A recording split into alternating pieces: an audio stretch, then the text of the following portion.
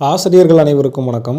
SGT second grade டீச்சர்னுடைய certificate verification CV லிஸ்ட்டுக்கு எவ்வளோ மதிப்பெண்கள் இருந்தால் பெயர் வெளியாகும் அப்படிங்கிற மாதிரி தொடர்ந்து நிறைய பேர் கேட்டுட்ருக்கீங்க. எஸ்ஜிடி பொறுத்த வரைக்கும் டென்டேட்டிவ் ஆன்சருக்கு வெளியாகிடுச்சு.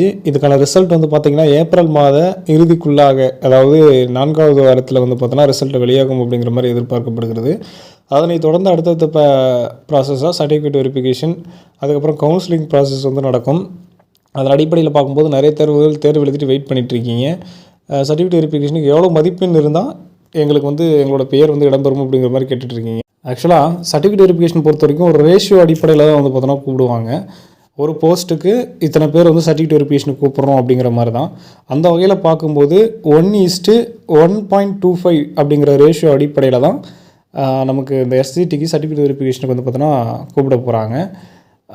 அதில் ஒரு சப்போஸ் யாராவது சரியான சர்டிஃபிகேட் இல்லை அப்படின்னாலோ அடுத்த நபருக்கு அந்த பணி வாய்ப்பு அப்படிங்கிறது கொடுக்கப்படும்.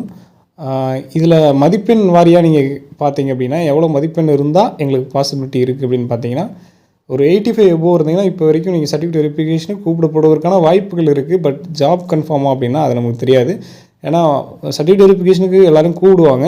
பட் அங்கே போயிட்டு வந்து மார்க் அதிகமாக இருக்கிறவங்களுக்கு தான் கிடைக்கும் அப்படிங்கிறதுல எந்த ஒரு டவுட்டும் கிடையாது. அதனால் இதுதான் இப்போ இருக்கிற சுச்சுவேஷன். இது குறித்து வேறு ஏதாவது மேலும் அப்டேட் வந்தால் நம்ம சேனலில் அப்டேட் பண்ணுறோம். மேலும் இது மாதிரியான டிஆர்பி மற்றும் பள்ளிக்கல்வித்துறை சார்ந்த உடனடி தகவல்கள் மற்றும் அப்டேட்களுக்கு நம்ம சேனலோட இணைந்திருங்கள். நன்றி.